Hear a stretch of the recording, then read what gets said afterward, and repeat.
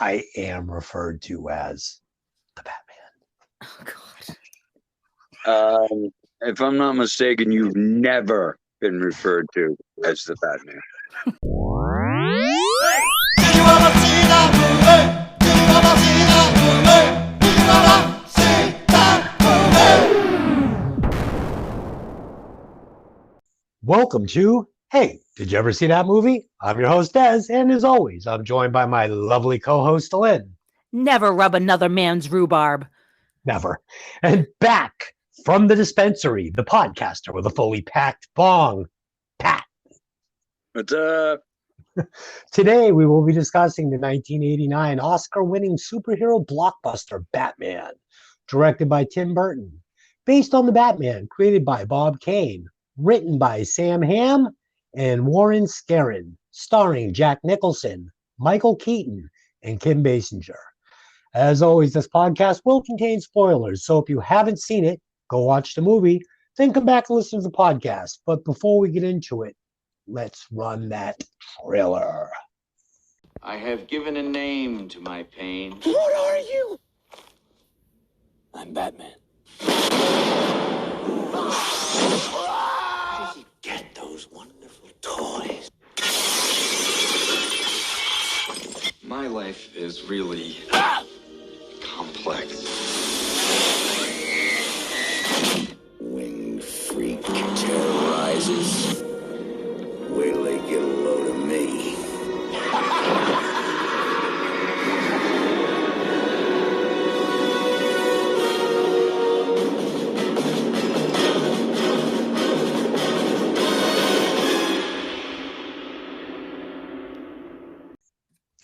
All right, I'm going to give you guys a quick synopsis. The Dark Knight of Gotham City begins his war on crime with his first major enemy being Jack Napier, a criminal who becomes the clownishly homicidal Joker.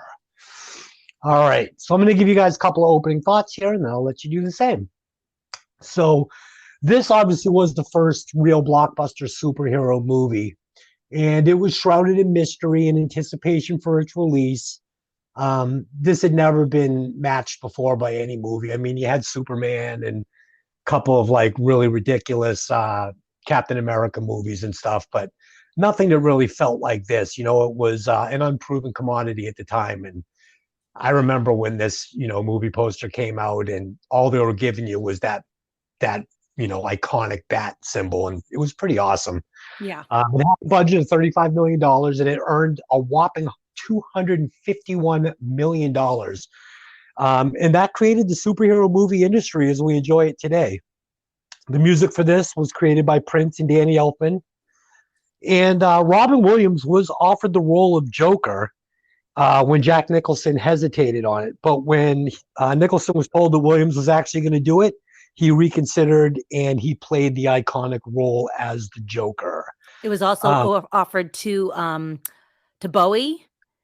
And it was offered to, I forget now. I'm sorry, but it was offered to Bowie. And I was like, oh, that would have been pretty cool. It would have been cool, but, this is Jack Nicholson in his prime. And, He nailed it. Yeah, as Jack Napier, crime boss, he fucking nailed it. Oh, yeah.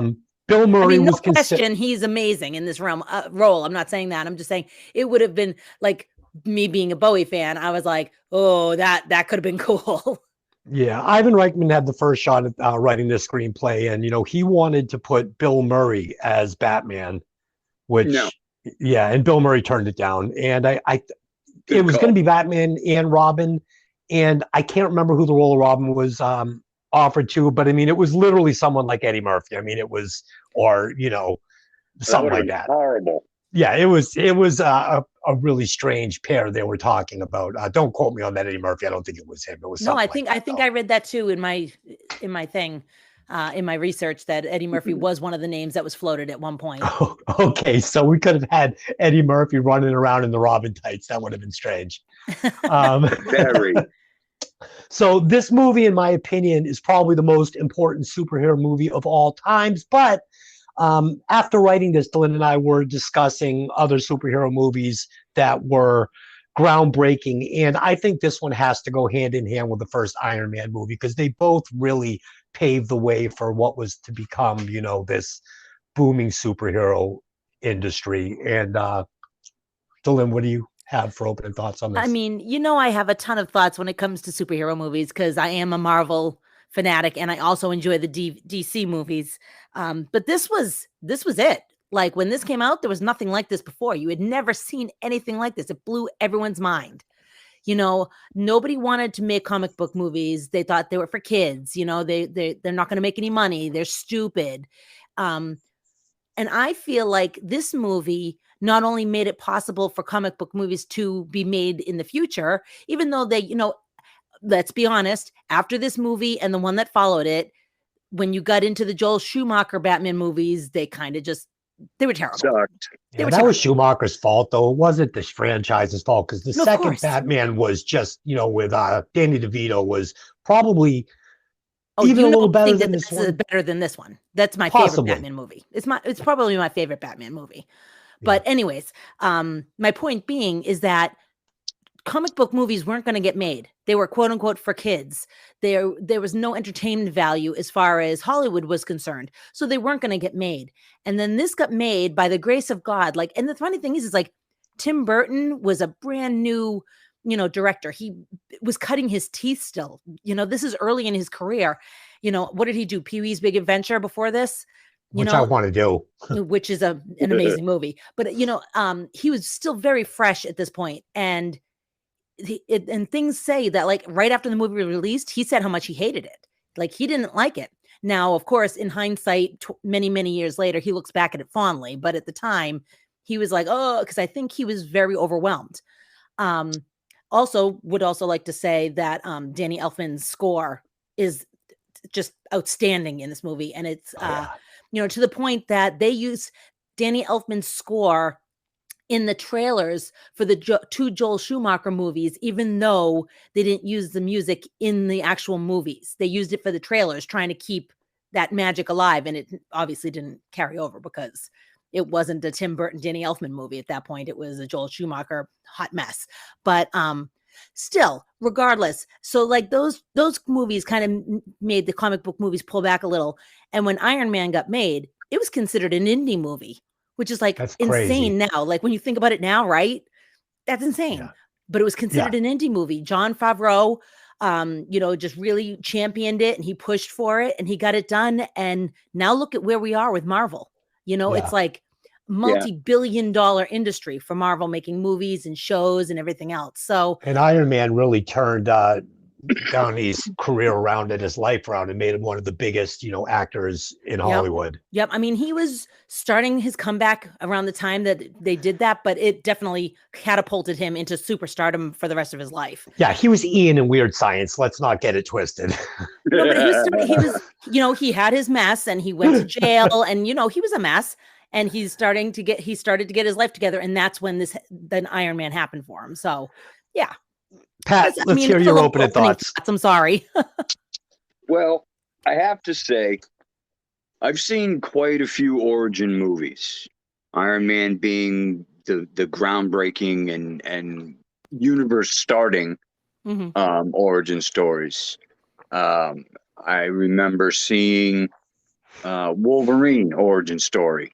Great storyline, but this was by far the best origin story I've seen. It showed everything you wanted to see. Bruce Wayne was humble. He wasn't a stuck-up snob. Batman gets his start because somebody kills his parents, and then he realizes who it was and how one created the other and vice versa.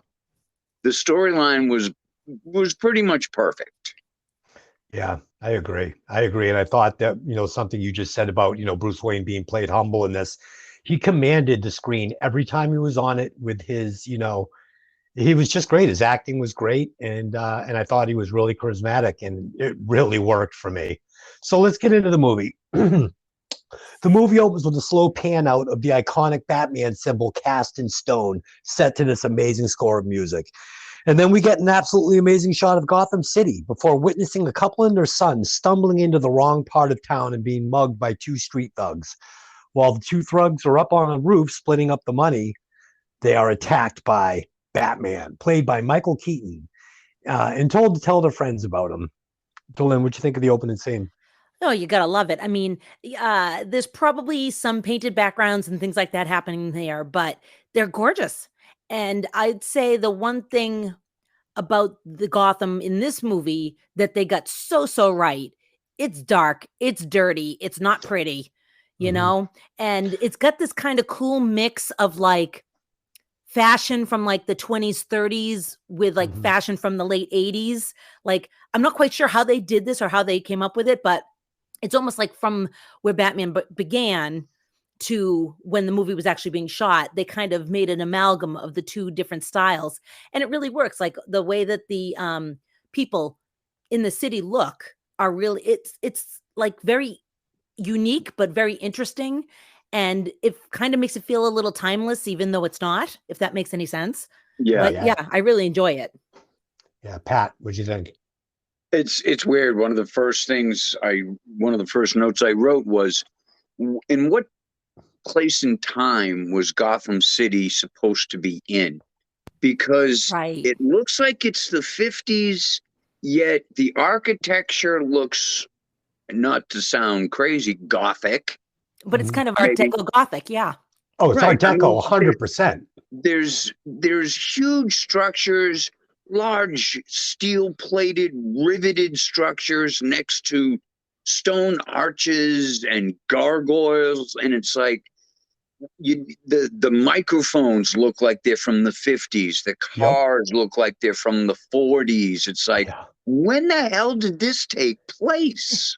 It's so cool. It kind of reminds me of like an old gangster movie. Like they're just trying to sell a period of time, you know. Like you said, it could be the 20s, it could be the 50s, it has to be, I think, you know, like 59 and back. But well, I mean, you know, Kim Basinger is driving a Chevy Celebrity or a Citation or something like that. Right. It was a Citation. I saw that too. Yeah. So yeah, it's timeless. I guess it could be whatever time you want it to be, and it works, man. It works. No question. Yeah, and you know, so for this, I hadn't seen this movie all the way through in probably a couple of years. I mean, I revisited it, you know, maybe last year or the year before, but this looked way better than I remembered it. These sets are like the museum, we'll get to it. These are like steampunk meets Art Deco. You know, the real sets they used feel huge because, like you said, Pat, they use these massive rivets and these huge, like, pieces of round steel riveted to these walls and these Art Deco giant stone pieces. And then, you know, when that first shot of the city comes in, I was stunned at how good it looked. And like the Lynn said, I know some of it was painted in, but it just worked. It looked so good. And as far as the first, you know, scene on the roof, we get Keaton as Batman here. And in my opinion, this is 100% the best looking Batman outfit. It's dark, it's dirty, it's sharp, it's kind of rustic looking. It's really, really a good Batman outfit. It blows away Bale's, it blows away the new one, and we're not even going to discuss Clooney and Kilmer because those are a joke. However, the close-up of the belt was horrible. It looked like a cheap piece of plastic. Well, that's the Bat Belt. I love that. Give me that Bat Belt. I want to say one more thing about this Batman because, you know, we're going to get a lot of different versions of this Batman, but this is the first one. I mean, not counting Adam West, obviously, and the other guy from way back. Just like the Spider-Man franchise, I always thought Tobey Maguire had the best Spider-Man outfit. I thought he was the best Peter Parker, and I thought he was the best Spider-Man, and that goes double here for Keaton. Best Batman, best outfit. Oh, what? Wow. Tobey Maguire is not the best Spider-Man. Oh, please. No. Oh, yeah. Big time. No. Big time. I like him, but no. I would have to say he was the best Peter Parker Oh yeah. until Tom Holland came along. Thank you. Come on, Tom Holland sucks. He's amazing. He please. sucks. He's a fantastic Peter Parker. Well, it's funny because when I saw that last Spider-Man movie, when the crowd erupted when Tobey Maguire hit the But screen. that wasn't why. It was because they were all like, "This is the best Spider-Man ever. Tom No, Holland sucks." that's not why. I think I heard someone say that. It was you. Oh God! All right. Moving let's on. get into the next scene here. Next, we get a press conference introducing the newly elected district attorney, Harvey Dent, played by the great Billy D. Williams.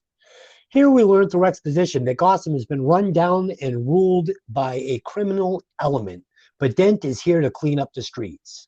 We meet Jack Napier, a criminal played by Jack Nicholson, and he's watching the press conference on his television with a lovely blonde lady. Through some exposition, we learn that she is the girlfriend of Jack's boss and head crime lord, Carl Grissom, played by Jack Palance. Pat, what'd you think of the scene? I wasn't shocked. I thought that Jack Nicholson did a great job playing the criminal mind that he was. Seeing him with his boss's woman, well, you had to know that nothing good could come of that. Right. Dylan? So the funny thing is like the first maybe 20 minutes of the movie, other than the one scene with Batman, this feels like a detective movie, like an old gritty detective movie. It is. Yes. Yeah, and it definitely gives you that feel like you don't get into comic booky at all. It's very much old detective movie. And I appreciated that. And, you definitely get Nicholson doing Nicholson. And he's, I love the line when she says, "You look fine." And he said, "I didn't ask you." Like, Love it. Ouch. I love it. Yeah, Billy D. Williams was great. To see him up on screen and playing it, so cool, like Billy D. A lot of the acting in this for the time was really, ahead of what other movies like this, even though there really wasn't one, but, going to like Superman and stuff, Right. they just weren't doing it like this. This was great. And Nicholson was in his best form, cocky, young, he knows he wants to go after Grissom's job. He's already got his girl. And I loved it. I loved it all. I thought it was really good. I will also say, what a shame that they didn't keep Billy D when they finally got around to doing Two-Face, because I guess he was really disappointed that he didn't get to play Two-Face. That was the whole reason why he took the role to begin with. He should have. He would have been great. He was one of the Yeah. best actors in this movie. Yeah, Without question. it was supposed to be a play on black and white. So you would have had half black face and half white face kind of a thing. Wow, That's what Tim Burton wanted to do. And it just unfortunately never came out to play because Schumacher took over and Burton was out. Yeah, that's too bad. Next, we see one of the two thugs from the roof being wheeled into an ambulance before meeting newspaper reporter Alexander Knox, played by Robert Wuhl. He's talking about multiple sightings of the Batman with Lieutenant Max Eckert. The lieutenant dismisses it to drugged-out hallucinations. He warns Knox not to print stories about the Batman in the paper. But Knox tells the lieutenant every crook in town is talking about it and is terrified, as rumor has it the Batman can't be killed and drinks blood. Next, we see Eckert meeting with Jack Napier. We learn he's a dirty cop on Grissom's payroll. Napier informs him Harvey Dent has been sniffing around one of Grissom's front companies. Eckert tells Jack he'll take care of it, but he answers to Grissom, not psychos. After a quick altercation between the two, we learn Eckert knows about the affair between Jack and Grissom's girlfriend. Dylan, what'd you think? Honestly, I think that you know that Eckert's in trouble already immediately. You've got the reporters sniffing on him. You've got Jack pulling guns on him. He's in a bit of trouble, and I have a feeling that he's trying to do whatever he can to save his skin at this point. He's a dirty cop, and that's only going to get you so far, right? Right. Pat? Did you ever notice that every dirty cop looks like a fat, unshaven slob? I hope we don't have any cops out there listening. I mean, every time you see a dirty cop, he looks like this guy. Oh yeah. This like, as soon as you see him, you're like, oh, he's dirty. You don't even have to see you don't even have to see where the scene goes to know he's dirty. Just the way he talks to the reporter, I was like, oh yeah, this can't be good. And then he gets involved with Jack, and you knew that he was screwed because Napier was basically, he could care less if the cop lived or died. Oh, absolutely. I love that. I thought this was, and throughout this entire movie, there is great story building and great character development. And, this screenplay was really good. It was quality. I mean, would you guys agree with that? Yes, absolutely. Yeah, it was actually hard to break down for this because, you just can't gloss over scenes and smash them together because every scene really counts and, adds to the overall story. So, all right. So we open with another amazing shot of Gotham. We hear the mayor telling Harvey Dent he wants a celebration and a parade for the 200-year anniversary of Gotham City, and he wants them to keep the citizens safe during the event. Through exposition, we learned that several businesses have closed due to the crime, and the mayor had promised the city while running he would put Grissom behind bars. Back at the newspaper office, we see Knox being ridiculed by his associates for his stories on the Batman. And then we meet Vicky Vale, played by the lovely Kim Basinger. She introduces herself to Knox as the new paper photographer and reveals that she's come to Gotham in hopes of capturing a picture of Batman. She tells Knox she wants to team up with him on the story. Pat, what'd you think? The guy who plays the mayor. Yep. Mm-hmm. Wasn't he actually a mayor? No, but he looks just like him. He looks like Ed Koch, right? Yeah, I was thinking the exact same thing.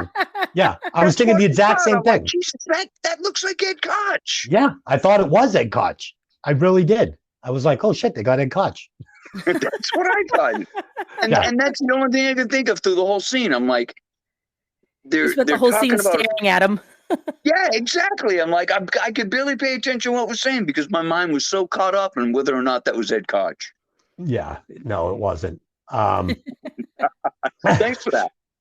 Still in, what'd you think? So the picture that Knox gets handed in the bullpen with the bat dressed in the pinstripe suit, that was actually drawn by Bob Kane for the movie. Oh, cool.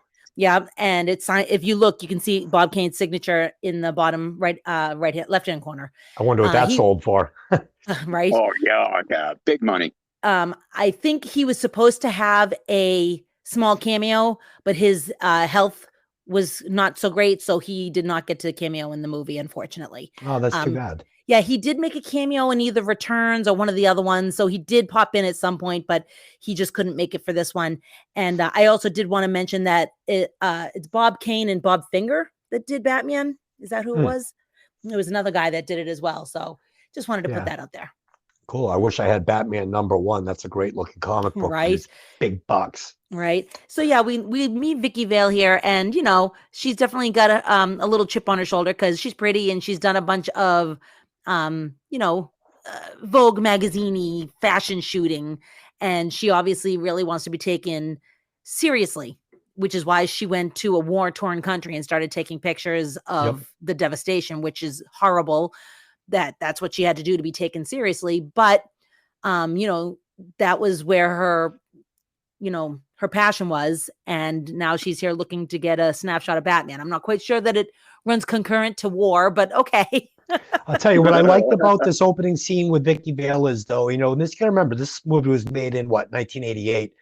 89. There's none of that razzing her in the office about being a woman or any of that. She just seems like one of the guys. And I like that. I thought that would have detracted from the movie if they had, done the old Anchorman bit. You know what I mean?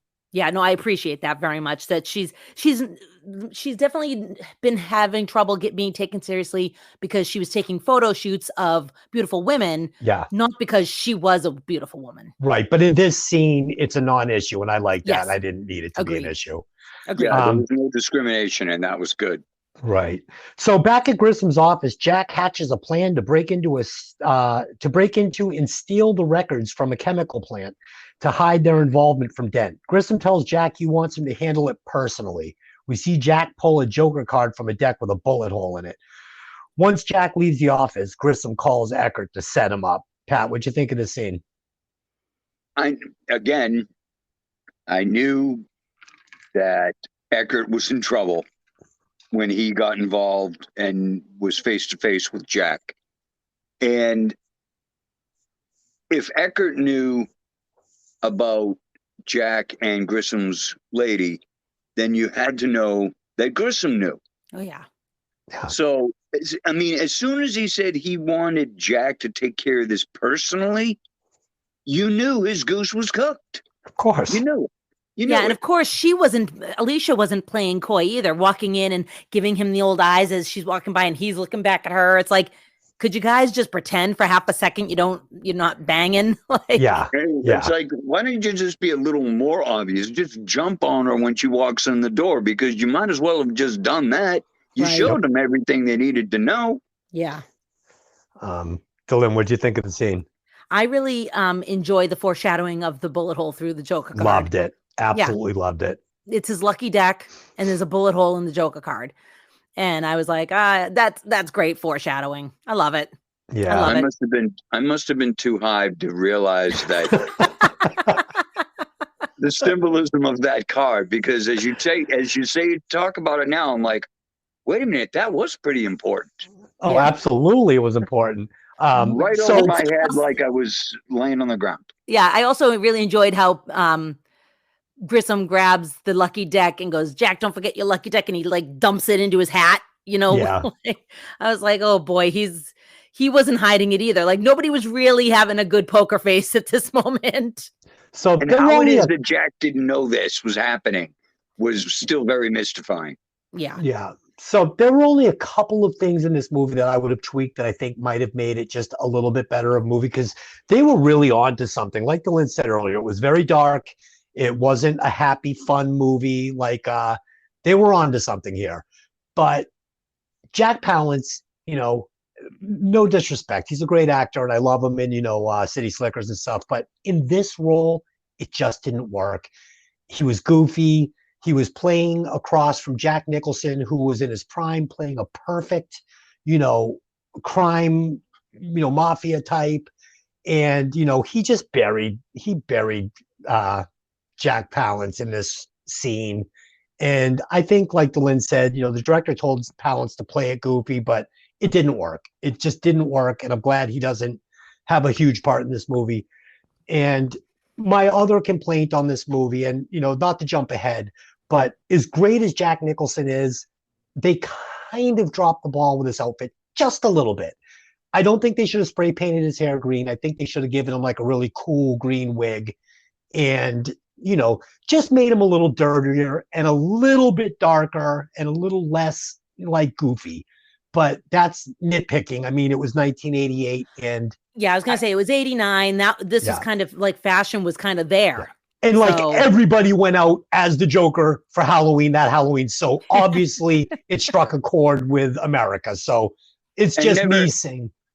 Go ahead. And let's not forget that you're subconsciously comparing Nicholson's Joker to Heath Ledger's Joker, who I know you worship. Yeah, it was one of the best performances I've ever seen. And exactly. So not to be trendy, but wow. Yeah. Exactly. It definitely is. In hindsight, you see his outfits and you're like, okay, they're a little bright. They're a little costumey. Whereas, you could have taken them to more of a clothing place. But also, again, 1989, and we're in hindsight, and we're also thinking of all these amazing performances we've seen of other people doing superheroes that have been a little bit more updated for the current fashion, Yeah. And I'll just put it out there now. My favorite superhero or DC Marvel movie of all times, and it's not even close or debatable with me, is Joker. That is by far the best. I mean, this is an instant classic movie. You're watching it, you feel like you're watching Taxi Driver, from the 70s. This movie is legit, real deal. Delin doesn't like it, but if you haven't seen Joker, you need to see that movie. It's a perfect movie, 100%. Pat, did you ever see it? I did not. Wow. I did not. I saw the Batman movie that he was in. I can't remember the name of it now. Dark Knight, maybe? No, it's Joker was different.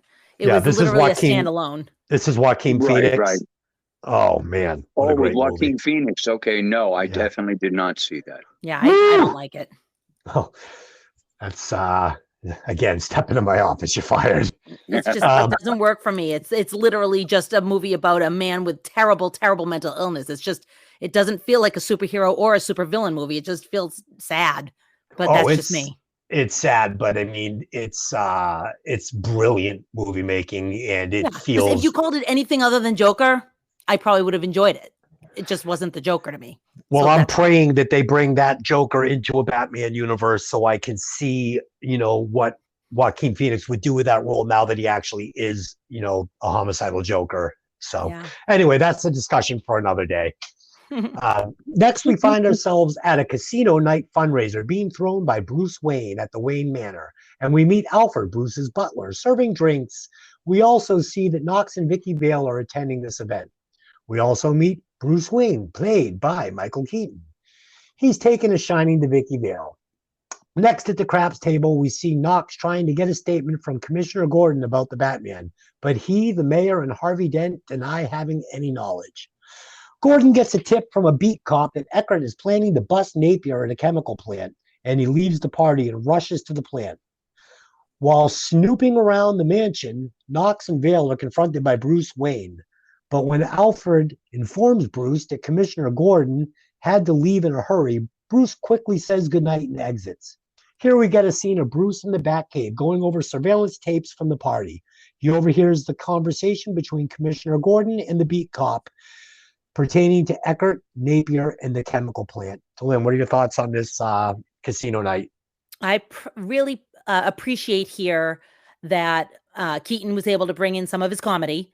Mm-hmm. You get the thing with him putting the pen in the plant and then Alfred coming right behind him to take the pen away. Yeah. And then him putting down the champagne glass and Alfred coming to take it right behind him.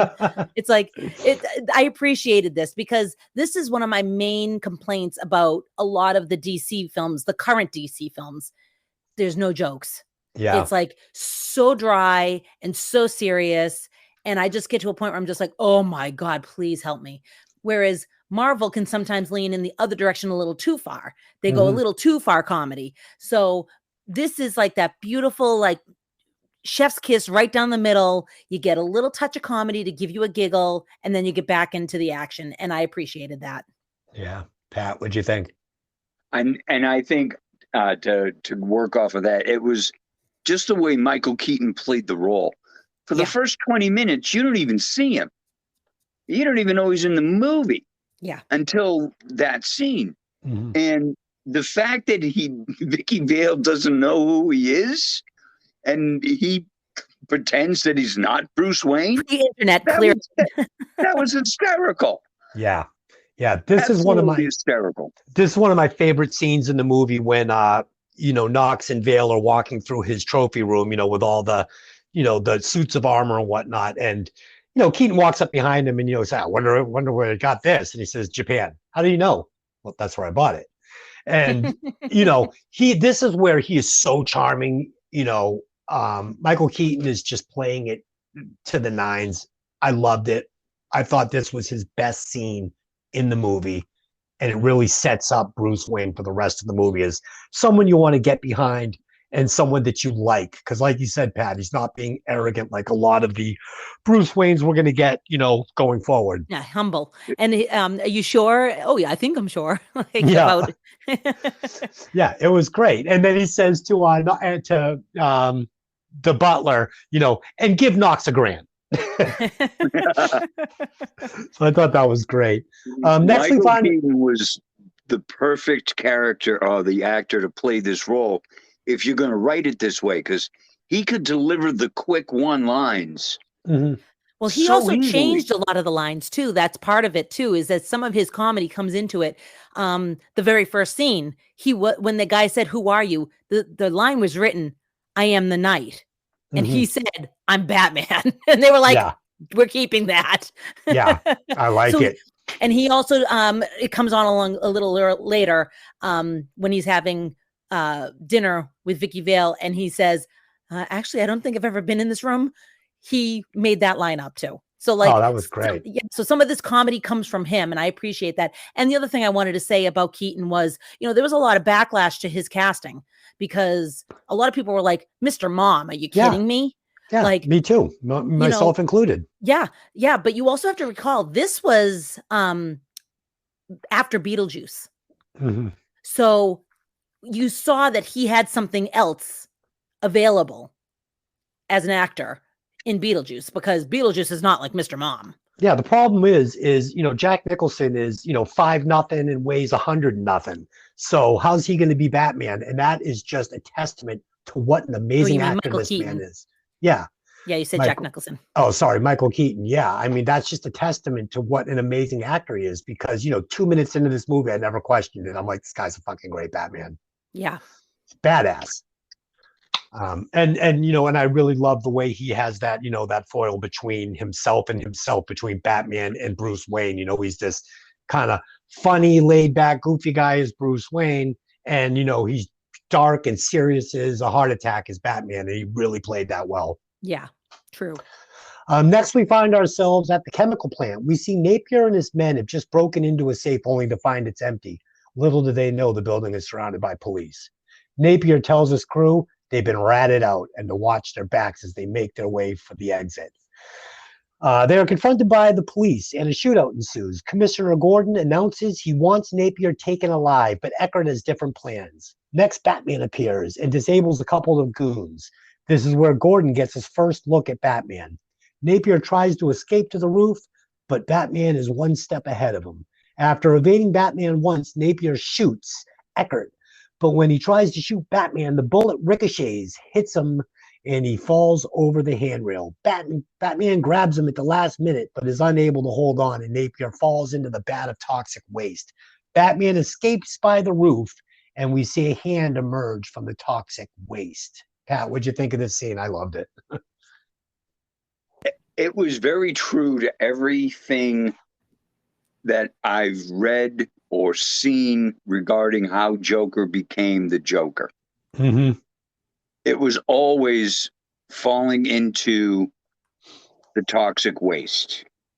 The one thing about this scene, and this was probably very obscure, but did you ever notice, I know I'm good with that line, that every time there's a shootout, there's bullets flying everywhere and nobody gets hit except in the one scene that someone is supposed to get shot.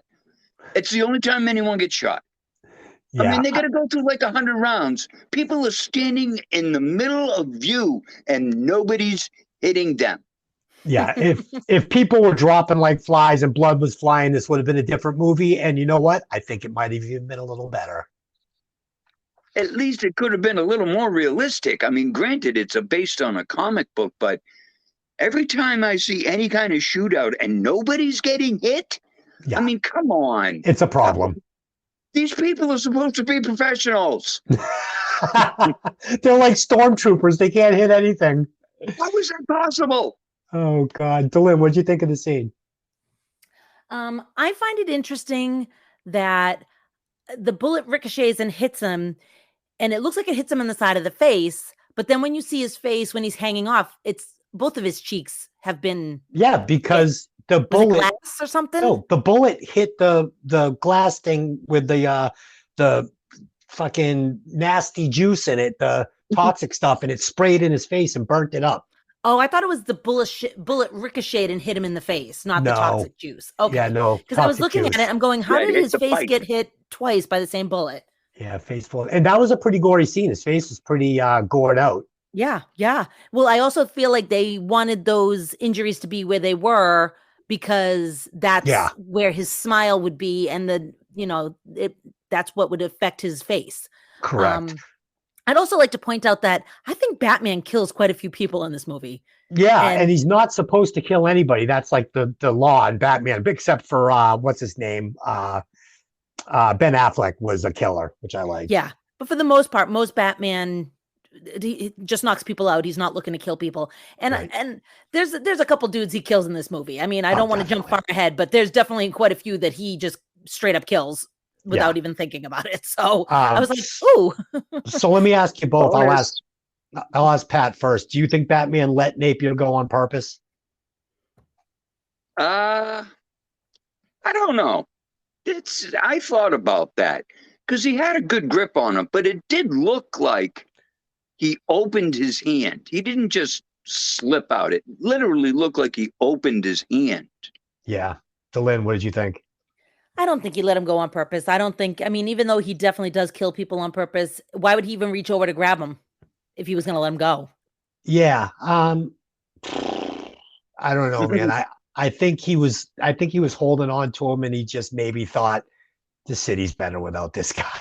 Just fucking let him go. I mean, who knows? And so, Pat, did you see the newest Batman movie? I think so.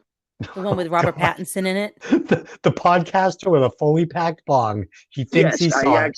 I remember I did see it because there were two specific scenes that I really, really enjoyed. I mean, it was a great movie, and there was a lot more of Bruce Wayne being a detective than being a Batman. Yes. Yeah. So it was very thought-provoking. I don't know if that's the right phrase. It made you think as he was working the case. Yep. But there were two scenes in that movie. One scene I'll never forget, and I actually watched it again just so I could see this scene. 3 or 4 guys are shooting down this darkened tunnel. There's absolutely no light. And the only light you're seeing is from the report of the weapons being fired into the tunnel as Batman gets closer and closer and closer. Every time they open fire, he's closer. Great. It's just that scene, the cinematography of that scene was so remarkable. I was like, wow, look at that. Yeah. Delin and I went to go see that movie at the theater, and the first hour, I felt like I was seeing something special. I'm like, I was grabbing onto her, and I'm like, oh my God, we're seeing something special here. And the editing of the movie fell short because it ended like 3 times. Like I was sure the movie was over. I'm like, all right, the movie's over. And then it would go on for another 20 minutes. And then I'd be like, oh, this is the ending. And then it would go on. So if they cut that down by 35 minutes, maybe 40 minutes, that movie edited properly could have been a masterpiece. And it's the first Batman movie I've seen since, these original ones that have given me hope to where I'd say, wow, they could really do something special with this. I mean, it's really cool, and it's a completely different take on Batman, and I really loved it. Delin, what'd you think? Of the new Batman? Yeah. Yeah, the new Batman, I really enjoyed it. And I know that you had said, oh, I'll never watch this again, but I definitely will. And I think part of what was going on for us when we went to see it was we went to see it in an IMAX, and it was so freaking loud. Oh, God, my God. It was so, but it was the loudness. Like if you had, like we both had napkins stuffed in our ears. It was so loud. It hurt my ears. True. And I said to myself, like, if I could watch this in the comfort of my home where I could get up and take pee breaks and get another snack, I probably would have enjoyed it a lot more. I need to watch it again. I'm definitely going to watch it again. I liked the girl they had play as Catwoman. I liked Robert Pattinson as Batman. I really enjoyed it. Yeah. I enjoyed their chemistry. I enjoyed the detective stuff. I loved that because I think a lot of the Batman movies have missed on that. They've and the Penguin. Who was that? That was Colin Farrell? Yeah. Ridiculous. So good. I mean, you can't even see him. Literally, he disappears in that makeup. My only gripe with the movie was it was just too long at the end. They just didn't wrap. It didn't need to be that long. I mean, you condense that thing. Yeah, you condense that thing down into 90 minutes, and you've got a masterpiece. You take just the best of the best and crunch it down a little bit, and this movie is, as good as it gets. If they ended it at the first ending when they caught the Riddler, that's it. That's end it there. And then and then just showing the Joker in Arkham. and that's where it ends. And you've got a masterpiece. But the You've last got a huge setup for a new movie. Oh, and I'll tell you, when the next one comes out with that Joker, hopefully it will, I will be the first in line waiting to buy my ticket. So, yeah. All right, anyway, let's get back to this one. That's twice now. And one more question. What did you guys think of Ben Affleck as Batman? Yeah. Pat?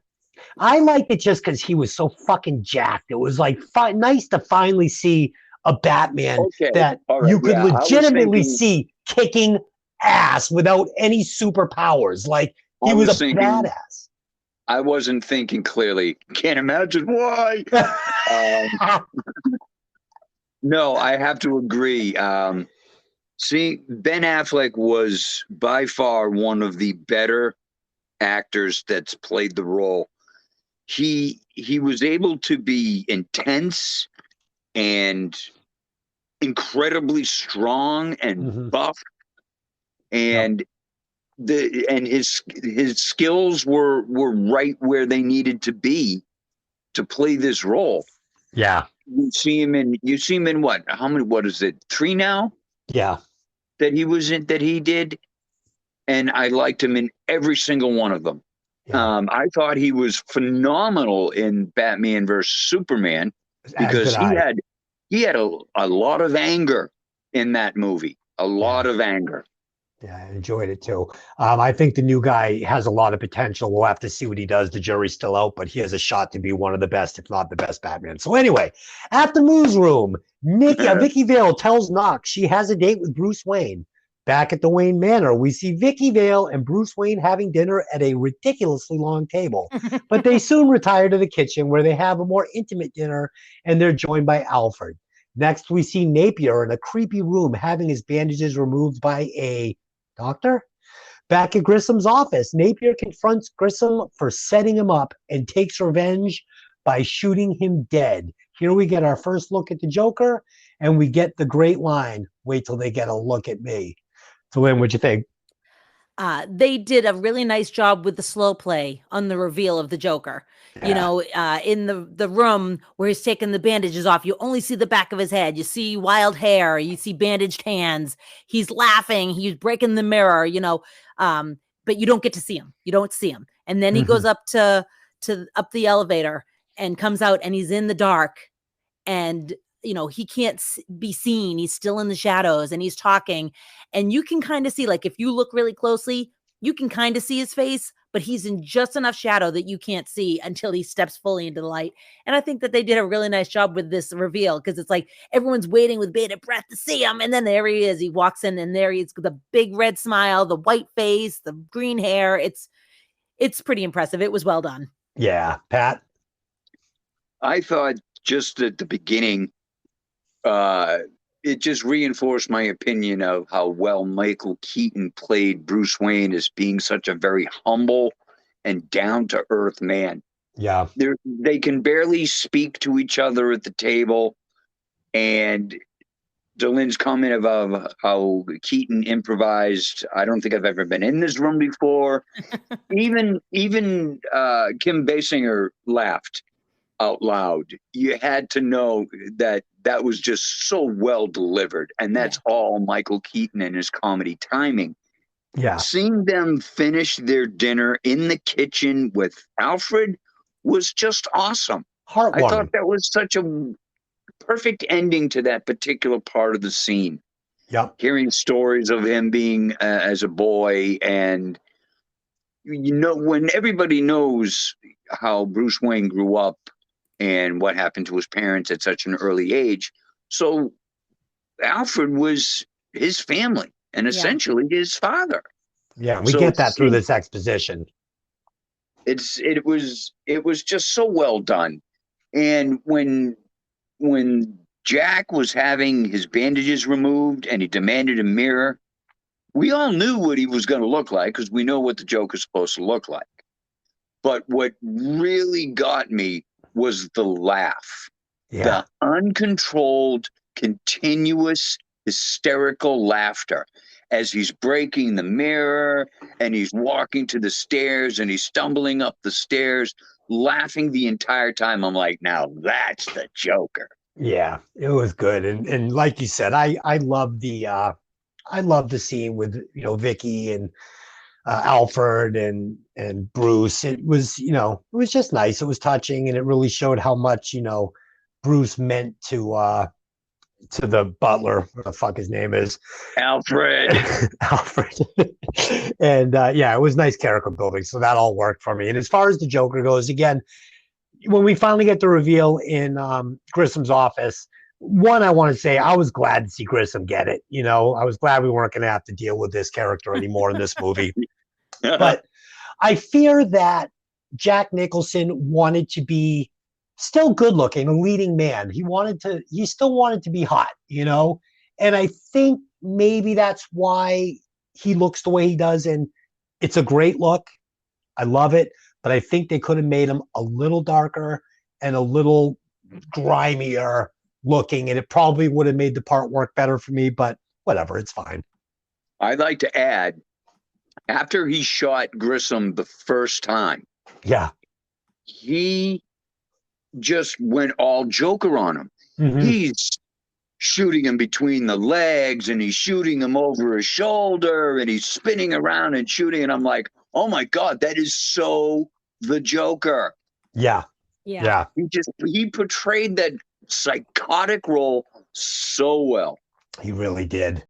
After a scene of Vicky Vale leaving Wayne Manor the next morning, we see Grissom's girlfriend returning to their apartment after shopping, only to find the Joker awaiting her. Later, at a meeting of the crime bosses, the Joker reveals he will be taking control of Gotham City before murdering a crime boss by electrocution. Next, we see Vicky Vale following Bruce Wayne, only to see him leaving 2 roses on the sidewalk in an alley. Bruce witnesses the mob bosses telling reporters he will be taking over Grissom's business until he returns. Next, we see Mimes closing in. The Joker kills the head boss, Vinny, with a pen and reveals that Grissom is dead. His men shoot up the square with machine guns before fleeing in black cars. Glenn? I think that it's a very telling thing that bullets fly and everyone hits the deck except for Bruce Wayne. Love it. Just stands there and he's taking it all in. Doesn't even flinch. So Yeah. Vicky, girl, come on. Yeah. Yeah. I mean, put 1 and 1 together here. Pat? I was trying to figure out which mime was the Joker, because just the way they were acting, you knew they weren't like real mimes, especially the first one you see. Yeah, but they're just regular mimes. It's not the Joker. The None of Joker's the dressed mimes. differently. Yeah, none of the mimes are the Joker. I know that, but that's where my head went. Oh, I gotcha. How was he going to show up in this scene? Seeing him with the pen and saying how Grissom signed his name in his own blood. Yeah. When he threw that pen, I mean, just the way he held the pen, I'm like, oh, that pen's going to kill someone. I don't know. You had the foresight. You knew that pen was going to kill someone. It had to be dipped in poison. Exactly. Yeah. But that's exactly the way the Joker works. Yeah. For me, this scene, I thought this was the best the Joker looked in the whole movie. I loved his outfit in this scene. I loved the makeup with the little tiny red lips. I thought he looked so cool in this scene. What do you guys think? Yeah, it's great. It's fucking awesome. What a great outfit. And to see them put him in an alternate outfit was just cool. Like I loved it. Yeah. So it really stood out to me. Next, we see the Joker is jealous of Batman. And back at Wayne Manor, Bruce tells Alfred Napier is still alive and running Grissom's crew. Back at the Joker's hideout, Joker sees a picture of Vicky Vale that's given to him by his henchman Bobby and is instantly smitten. He tells his number one Bobby she's about to trade up and be his girlfriend. After seeing Joker at the chemical plant shipping toxic canisters, we get a news report telling us 2 models have died with smiles on their faces. And then one of the anchors starts laughing uncontrollably before collapsing to the floor, while the other anchor reports 3 mysterious deaths in a beauty parlor. The Joker interrupts the news feed and informs the public he has poisoned all the beauty supplies, but there's no way of knowing which in particular ones are contaminated. While going through Napier's criminal file, Bruce Wayne gives us his backstory. Finally, we get another news broadcast. The anchors clearly have not been using hygienic products and tell the public to be wary. There may be no rhyme or reason to this madness. Lynn, what do you think? I mean, let's be honest. What a way to terrorize a whole city. Like, if you couldn't use your toothpaste, you couldn't use your deodorant, you were afraid to use your soap. Like, think about how terrifying that would be. And he's saying it's in products you already have. It's not even like this is gonna happen. This is all this, anything that's in your house already, throw it away. So you're hitting everybody's wallet because everyone's gonna throw everything away because they're freaked out. And then on top of it, people can't wash themselves. Oh my God, this sucks. Oh my God, that's funny, Pat. Seeing the news anchors, their hair's a mess. The guy's got 3 huge pimples on his face. I'm like, oh my God, are you freaking kidding me? Oh my God, this is so funny. The terrorist idea was perfect because it was brilliantly put together, which it's the Joker. It's devious, it's clever, it's horrifying. It's everything the Joker's psyche was. This was just a perfect plan for him. Yeah, it was clever. So first of all, I couldn't go without my eye cream, so I would take my chances. And second of all, so this was my favorite performance of the Joker in the movie. And again, it's kind of like when Bruce Wayne sneaks up on Knox and Vicky in the trophy room. When the Joker sees the picture of Vicky Vale, I just love the way Nicholson played that scene. For some reason, it really just stood out to me as great. Just loved it. And I can't tell you why. I thought it was a really great performance. So next we see Harvey Dent being pressured by the mayor to keep the celebration on schedule and to find out what the Joker is poisoning the city with. Alfred informs Bruce Vicky will be 10 minutes late meeting her at the museum, but Bruce doesn't have a date with Vicky at the museum. He finds this strange. Next we see the Joker covering up his white skin with flesh-colored makeup. Grissom's girlfriend asks where he's going. She's wearing a porcelain mask now. Jack says he's going to make art. Back at the museum, while waiting for Bruce, Vicky is given a box with a gas mask in it. She puts it on as purple gas is released, rendering all the patrons unconscious. The Joker enters with his crew, wielding a giant boombox and dancing as they deface the fine art. At the table, Vicky asks the Joker why Alicia is wearing a mask. She removes the mask to reveal her face has been burned by acid. The Joker tries to burn Vale's face with the acid from an orchid on his jacket, but Batman swoops in and saves her. They escape to the Batmobile and a chase ensues. They are forced to exit the Batmobile. Batman and Vicky are cornered in an alley. Batman attaches Vicky to a cable. She escapes to a catwalk above. Batman falls and is shot, temporarily rendering him unconscious. The Joker's henchmen lift his mask. Vicky snaps a picture, but before his identity is revealed, the flash from the camera distracts the henchmen long enough for Batman to get up, get the upper hand, and kick all their asses. He and Vicky then escape to the Batcave, but she's drugged and wakes up at her home in the morning, but the film is gone. Pat, can you unpack that? Oh, that's a lot to unpack. Start at the museum. Okay, let's start with, I thought that every costume they put the Joker in was perfect for that character. Agreed. He comes in with this flamboyant, multicolored outfit, like he's an artist with the big, the flopping hat. I don't even know what the hell the damn thing's called. Yeah, it's like an oversized beret type thing. Pompadour. Yeah. And it's he goes about defacing all the artwork, and you had to know. I need to jump ahead to when Batman gets shot by Bobby. the Joker's henchman. Bobby. Bobby, by the way, for those who might remember the Daryl. show with Bob Newhart. No, that was Larry. Larry. I'm Larry. I'm Larry. This is my brother Daryl. This is my other brother Daryl. That's right. I knew the face from somewhere, and I had to bring that up. Anyway, Absolutely. probably the most retarded line you'll ever hear in a movie. I wonder who he is. Check his wallet. Really? Check his wallet? Check his Are wallet. you freaking kidding me? I love it. They're like, take his mask off, dummy. Check his Two- wallet. Check Like his he's wallet. got a back pocket in that outfit. Yeah, exactly. And I had to write that down. I'm like, really? Check his wallet? Are you freaking kidding me? Scan his ID. Scan his ID.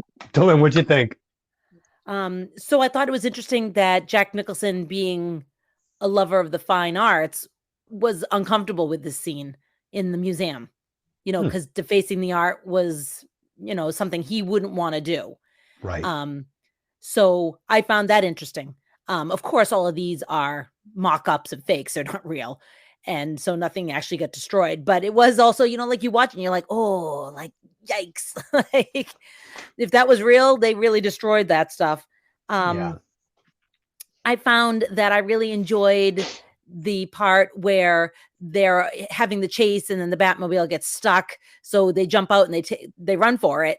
And he just goes, shields. And the thing, it's like a pill bug. Remember pill bugs when we were kids? So Best- good. Yeah, the shields Best were awesome. The shields were Batmobile. awesome. The Batmobile in this movie is Batmobile awesome. ever. Yeah. Yeah. The best ever. In any Batman movie, except maybe the original with Adam West, which was really cool. Yep. That was by far the best Hollywood Batmobile. I have mean- both Batmobiles on my desk right in front of me right now. Why I really does this do not love the surprise me? Tumblr, but this is classic Batmobile at its finest. Yeah, it's the best. It's 100% the best. The fight scene was great. I thought that, Keaton pulled it off. And that final knockout where, the guy's got the blades and Keaton just kicks him in the chest. I thought it was great. Kind of reminiscent of when Indy shoots the guy with the sword. Yes. Yeah. I think that was a little Yeah. homage. It was.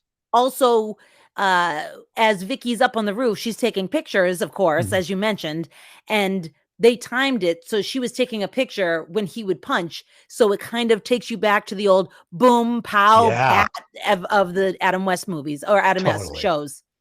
Totally. And we can't, gloss over this museum. It was freaking beautiful, man. This is where you really get Yes. that steampunk look. Yeah. And That a Art lot Deco of steampunk. yeah, and they were like real sets. This wasn't painted. I mean, this museum was, was obviously built on a lot somewhere, and it looked Yep. awesome. I thought it Yeah, was it does.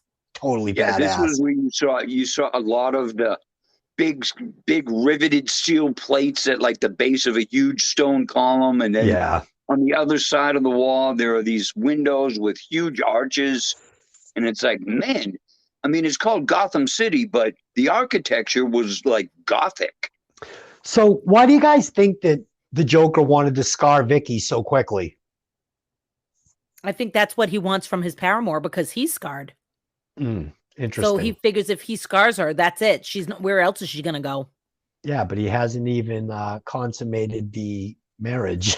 Yeah, well, it's his plan to do so.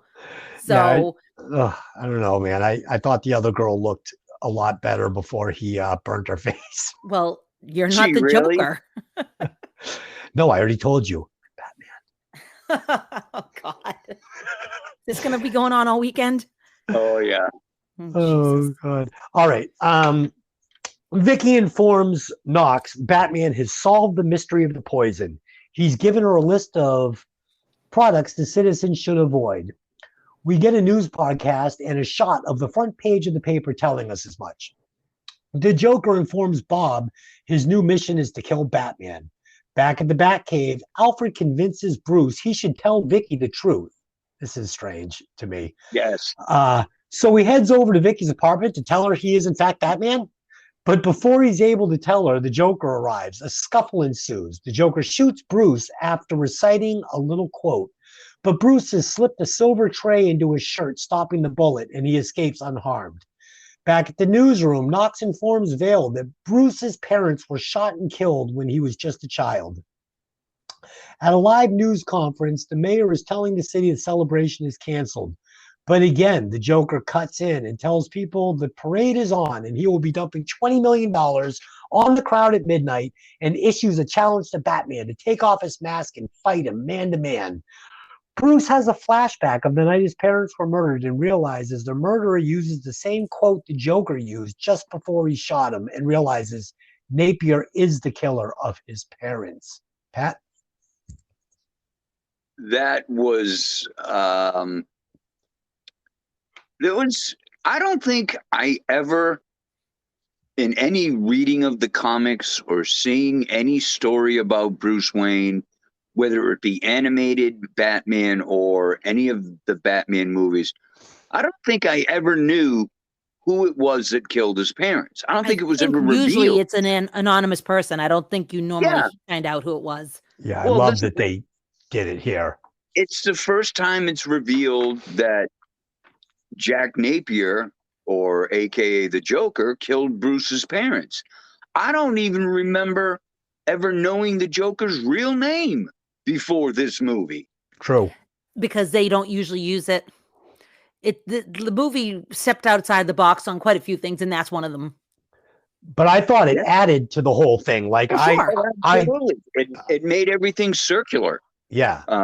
It upped the stakes for the end of the movie. For the final showdown, it really upped the stakes. Right. And it's revealed basically one character created the other.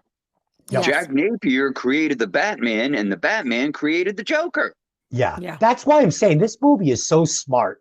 The character building, the escalation of the plot. I mean, it's a fucking great screenplay. It really is. Again, best origin story ever. Yeah, agreed. And my thoughts on this were, I love the quote, obviously, you know, have you ever danced with the devil by the pale moonlight or whatever he says? It's fucking great. That's exactly it.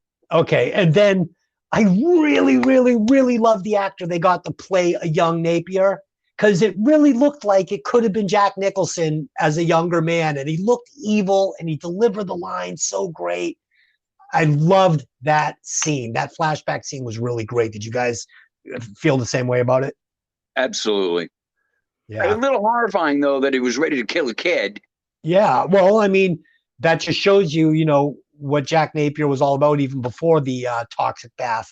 And I just wish maybe we could have seen that actor a little bit more. Like, I wish they had extended the scene just a little bit because he was so good. Like, to only get, you know, 10 seconds of screen time was really kind of a shame because it was a great looking character. Yeah, I mean, now that we've had many iterations of Batman, I've seen Martha Wayne's pearls roll across the asphalt 8,000 times, and I'm kind of over it. But this was really the first time we had seen it, and you have to appreciate it for what it was. It filled you in as to where he came from. Yeah.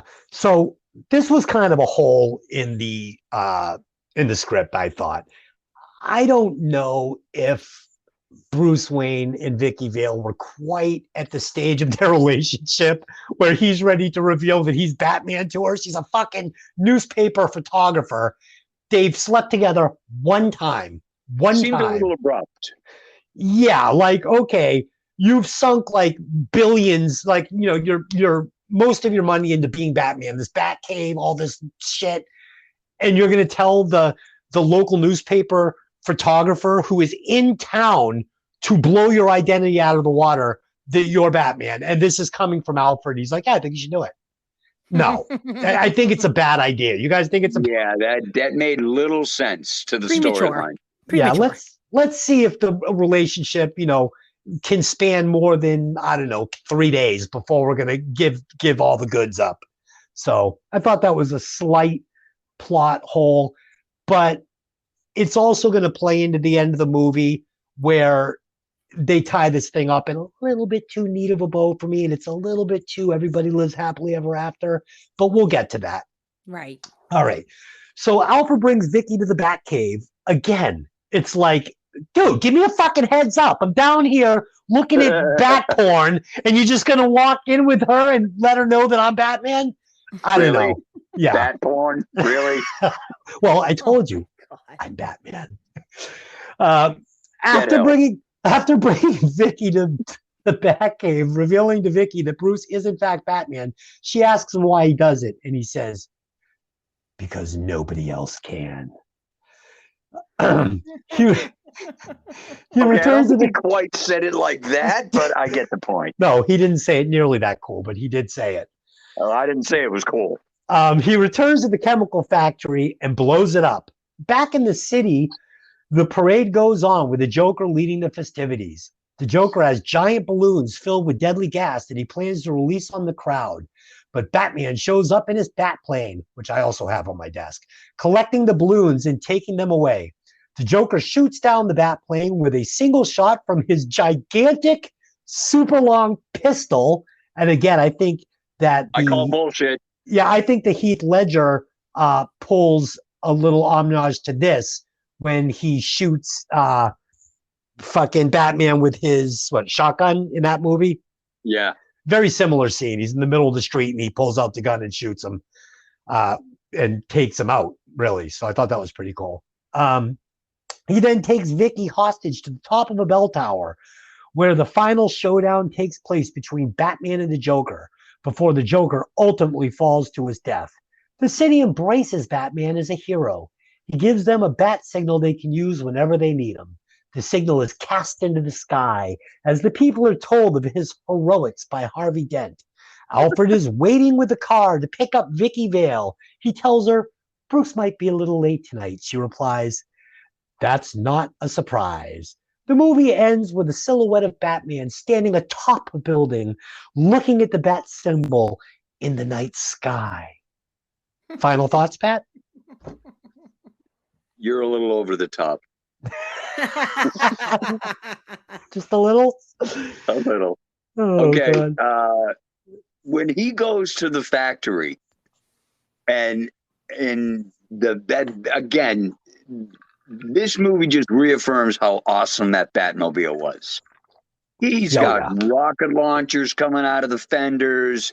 He's got 50 cal Gatling guns coming out of the fenders. I'm like, oh, this thing's just badass. Yeah. Goes in, blowing everything up, rolls right back out again. I'm like, yeah, I gotta get me one of those. There's one for sale in Las Vegas if you're interested. Of course there is. Proceed, my friend. And they end up going to the church and the watchtower, the bell tower. And when he's up there and he's dealing with everyone that's there to ambush him, probably the best fight was against the big black guy. Yeah. Yeah. Because he pretty much got his ass whooped pretty good in that scene. And that's one of the ones that he definitely kills. Like, absolutely. He knocks him down the bell tower. And just the way he did it was a little hard for me to grasp.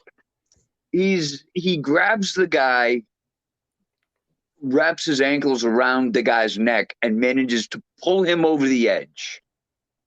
I'm like, okay, I guess it's because he's Batman. But watching him plummet down that gaping maw of a hole, I was like, oh, that's good. That's really good. Yeah. Yeah, I wish they had given us a little bit of, just a little bit of Bruce Wayne, I don't know, working out, taking jujitsu, something to explain how he's able to, kick such ass at 5'4", 125. Yeah. I'd like to say that the balloons that were in the parade are classic Tim Burton. I mean, legitimately, all those balloons look like they came out of The Nightmare Before Christmas. Absolutely. Yep. And the Batwing. Yes. They brought every toy into this movie, from the Batmobile to the Batwing. And when that thing goes straight up through the cloud layer and is silhouetted in front of the moon, yeah, that was just so cool. Yeah. Yeah. It's awesome. Absolutely cool. For anybody who saw the movie Waiting with Ryan Reynolds, hey, this is the Batwing. When the Joker pulls that pistol out of his pants, I was like, oh yeah, that's all Joker.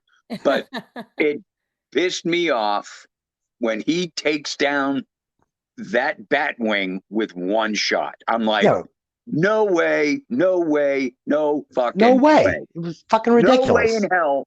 I don't care if that barrel was 20 feet long. There's no way anything he's packing into that barrel is taking down that jet. No, it's like a 38 special at best. Like it's nothing. And that thing, I'm hoping that Bruce has put a little armor on that Batwing.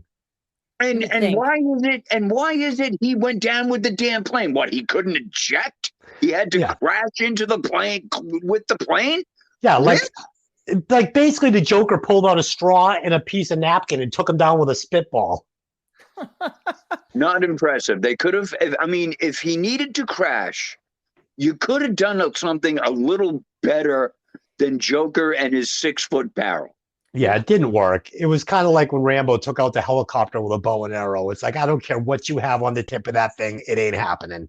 Also, I'd like to know, where did the henchmen up in the bell tower come from? Where did they come from? The street? No, because he went up there with Vicky Vale. Helicopter. The helicopter didn't come till later. Oh, it was there. Off screen. I think they were there before Batman got there because it was an ambush. No, I think the moment he got up high enough, they attacked him. I think they saw the Joker leading Vicky up there, and they dropped a couple of goons off to meet them at the top. Yeah, I guess so. But yeah.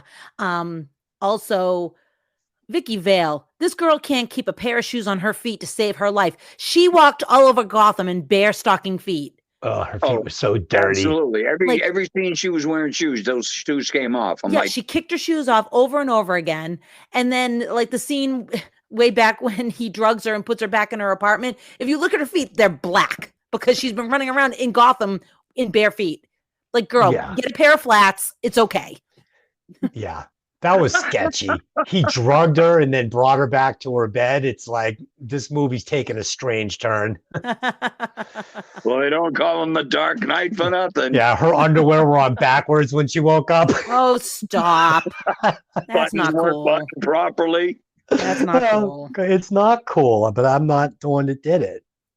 Batman didn't do it either. No, he didn't do it. Get your head out of the gutter. Go ahead. Give us your final thoughts. I have been. Okay, so let me give you guys my final thoughts. Please do. All right. So this movie was great. I loved it. I loved everything about it. I loved the screenplay. I loved the writing. I loved the cinematography. I loved all the characters, the acting. It was a great movie. I think, we've all touched on the couple of tiny little hiccups here and there, but nothing even worth mentioning again. For me, I can't give you my final score because I control the sliding scale, so I'm gonna pass it off to Pat. What's your rewatch ability score on this movie? I would give it a solid 3. 3? Hey, you see the story the first time, holy shit, and you see the entire story put out before you. You know the backstory now. You watch it again for the action, and you watch it again because you enjoyed the action and the way the interaction was with Jack Nicholson's Joker. Okay. I can't really go much more than that.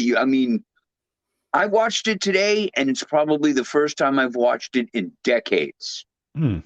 But now that I've seen it again, I might watch it again this weekend. because I don't like I said before. Usually, like when we did Beverly Hills Cop, I watched the movie for the enjoyment of watching it.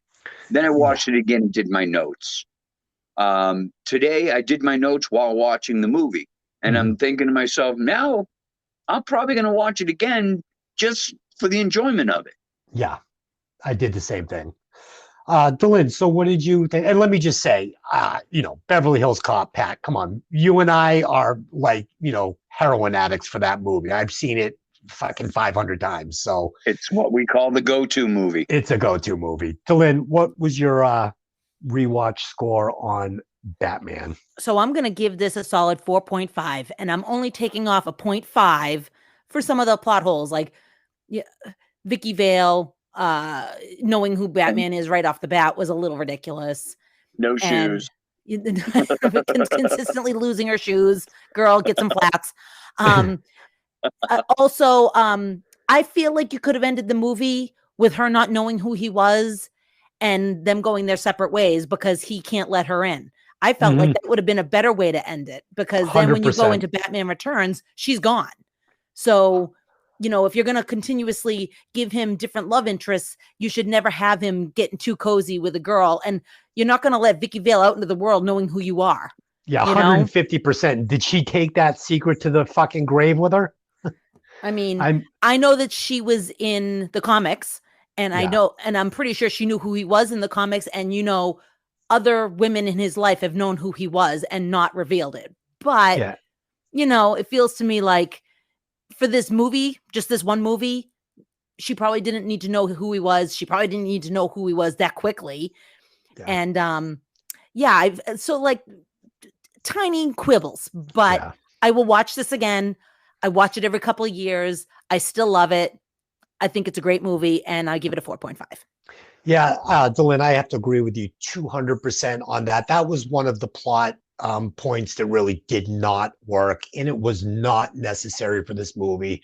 She did not need to know who he was, and I thought that it watered the ending down a lot when Alfred was waiting with the champagne, like, every glass of champagne, he's going to be home late from work tonight. It was like, fucking give me a break with that. That's horse shit.